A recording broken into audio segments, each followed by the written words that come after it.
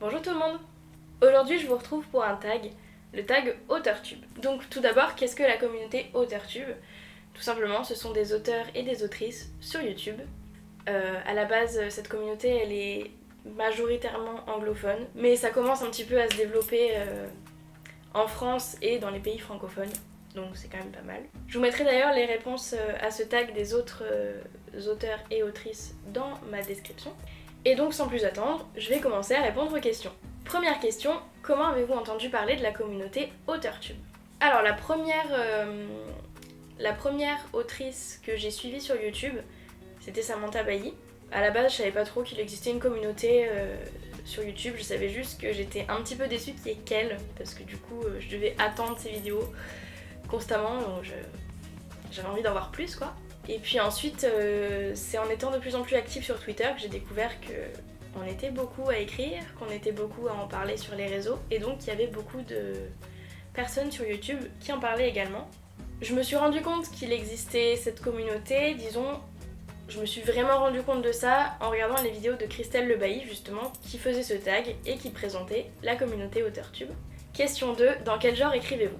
Alors au tout début, quand j'écrivais, j'ai commencé par l'imaginaire, donc j'écrivais beaucoup de fantasy, de fantastique. Et puis il y a quelques années, j'ai basculé vers le réaliste. On va dire que j'écris des romances. En fait, dans mes écrits, je développe surtout les relations, mais pas que les relations amoureuses, puisque je parle de relations amicales, de relations familiales, bon, aussi de relations amoureuses, hein, mais pas que ça. Question 3. À quel temps préférez-vous écrire? Quel est votre point de vue préféré et le public que vous visez? Alors pour le temps, ça a toujours été le passé. J'aime lire des textes au présent, mais alors les écrire c'est impossible. Pour mon point de vue préféré, à la troisième personne du singulier, mais tout en ayant accès aux pensées de mes personnages. Alors je sais jamais si c'est focalisation interne, si c'est point de vue omniscient, tout ça. Oui, je fais des études de lettres, oui. Mais bon, en gros, voilà, c'est troisième personne du singulier et on rentre dans les pensées des personnages. Et en général de presque tous les personnages. Et donc quel public visez-vous? Je pense que je vise surtout un public adolescent et jeune adulte, puisque j'écris du young adulte. Question 4, êtes-vous architecte, jardinier ou un mélange des deux? Alors avant tout, c'est quoi être auteur jardinier ou auteur architecte? Quand on est architecte, on a tendance à planifier tout le roman avant de commencer à l'écrire. On fait des fiches personnages, on fait des résumés chapitre par chapitre, on construit le roman avant même de commencer à l'écrire. Et quand on est auteur jardinier, à l'inverse, on a l'idée et on se lance directement dedans sans rien planifier et parfois même sans avoir une idée de la fin. Au début, moi j'étais jardinière, j'avais mon idée et puis je la faisais germer à mesure que j'écrivais. Maintenant à la fac c'est un petit peu plus délicat, j'ai pas le temps de me laisser guider par mon inspiration parce que clairement des fois elle est juste pas là quoi, donc si je me laissais guider par elle, j'écrirais un roman tous les 15 ans. Mais donc maintenant voilà, je suis surtout architecte. Êtes-vous auto-édité, traditionnellement publié ou pas encore publié? Auto-édité. À la base en 2017 pour s'en souvenir, j'avais très envie d'être publiée traditionnellement. C'était mon plus grand rêve, oh là là, recevoir un oui d'une maison d'édition, ça aurait fait mon bonheur. Mais j'ai voulu tester l'expérience pour un premier roman de tout faire toute seule. Maintenant, je reviendrai sur l'édition traditionnelle pour rien au monde, je pense. Auto-édité à fond et je regrette absolument pas. Question 6. Par quelle maison d'édition, agent littéraire et ou imprimeur êtes-vous représenté ou utilisez-vous? Et si vous n'êtes pas encore publié, quelle serait la maison d'édition ou l'agent littéraire de vos rêves? Pour s'en souvenir, j'ai utilisé la plateforme The Book Edition qui propose des services d'auto-édition vraiment super et pour des coûts très moindres en fait, même pour ainsi dire pour zéro. En fait vous avez juste à vous procurer la version imprimée si vous voulez faire des salons et sinon ça fonctionne à l'impression à la demande, donc c'était vraiment super. Maintenant si j'avais une maison d'édition rêvée, ce serait pas les grandes maisons d'édition déjà. J'aimerais avoir un minimum de contrôle sur ce qui se passe, donc une maison d'édition qui me laisse du contrôle sur ce qui se passe.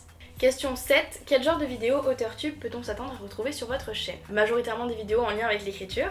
Maintenant ce sera beaucoup des vidéos de méthode, des vidéos de comment faire je sais pas, une fiche personnage par exemple, mais surtout axée sur mon habitude à moi, mon expérience à moi, et pas une méthode pure et dure. Et puis je vais aussi surtout vous parler d'auto-édition. Vous pourrez un petit peu suivre les coulisses de l'auto-édition, comment ça se passe, ce que je fais, comment je fais la promotion de mes romans, tout ça. 8. Quand avez-vous commencé à écrire? Quand j'étais toute petite. À la base, il y a un auteur Alors, ok. À la base, il y a un auteur qui est venu nous faire une petite présentation de son métier quand j'étais à l'école primaire. Donc cet auteur, c'est Sergei Dounovets. Je m'excuse si j'écorche le nom. Et donc il nous a présenté son métier, ce qu'il faisait. En l'occurrence, il écrivait. Et moi j'étais impressionnée. Je l'écoutais parler et puis je me disais, waouh, il écrit des livres et tout. Il avait son petit livre dans la main, il nous le présentait. Et j'ai trouvé ça génial. Un peu plus tard, avec mon papa, on est allé voir ce monsieur dans un salon qui m'a dédicacé ses livres. Et j'étais entourée de livres avec des gens qui vendaient leurs livres. Certaines personnes même qui avaient fabriqué leurs livres. Et donc j'ai discuté avec lui. Et de fil en aiguille, je lui ai dit que ouais, ça m'intéresserait quoi, c'est vachement bien. Et il m'a dit, pourquoi tu te lances pas? Alors hop, je rentre chez moi et tout. J'avais des petites feuilles d'Idlina. Et puis j'ai commencé à écrire des petits poèmes.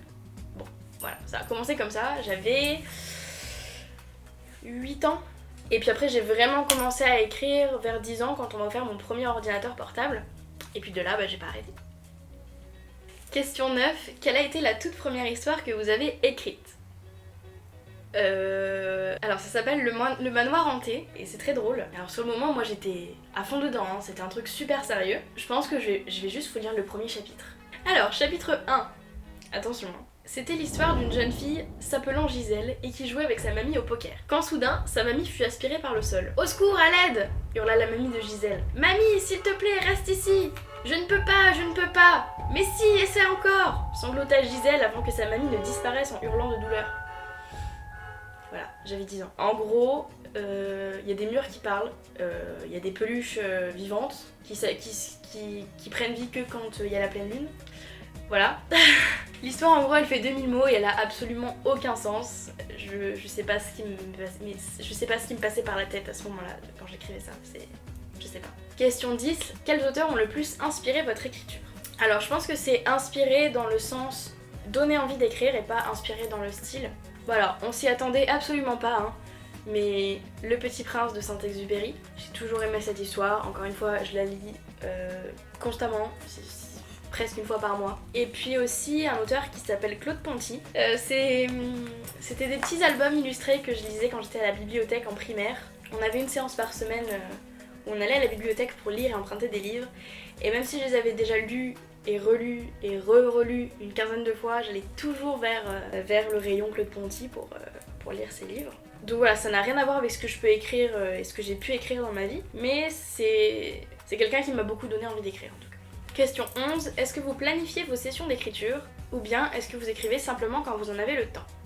Alors, si je voulais écrire simplement quand j'en ai le temps, je n'écrirai jamais puisque je n'ai jamais le temps. Comme on n'a pas le temps, il faut en prendre, donc je fais un petit peu l'égoïste et des fois je prends des créneaux sur ma journée où je me dis allez j'arrête ce que je fais, maintenant c'est bon, et j'écris. Je planifie pas forcément ça à l'avance, juste à un moment je me dis c'est bon, stop, j'écris.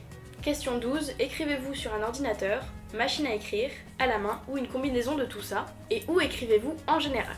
Comme j'ai pu le dire, pour tout ce qui est planification de romans, j'écris à la main dans un carnet, mais quand on arrive au chapitre et au texte pur et dur, c'est à l'ordinateur. Et où écrivez-vous en général? En ce moment, sur mon canapé. C'est l'appel du canapé. Question 13, qu'espérez-vous ou qu'attendez-vous le plus maintenant que vous faites partie de la communauté AuteurTube? Partager au maximum, partager mon expérience, partager celle des autres. En fait, si je fais ces vidéos sur YouTube, c'est pour parler d'écriture avec d'autres personnes. Et puis aussi parce que quand j'ai auto-édité mon roman, j'avais pas grand chose pour m'aider, pour savoir quoi faire. Je regardais les vidéos de Samantha Bailly, encore une fois, mais voilà, elle est éditée traditionnellement, et donc ça m'indiquait pas trop ce qu'il fallait que je fasse. Donc si je peux aider quelques personnes avec mes vidéos, ce serait le top. Et puis sinon, le but c'est de partager un maximum, de m'amuser, de parler avec des auteurs et des autrices, et voilà. Voilà, c'est tout pour cette vidéo du tag AuteurTube. J'espère que ça vous aura plu.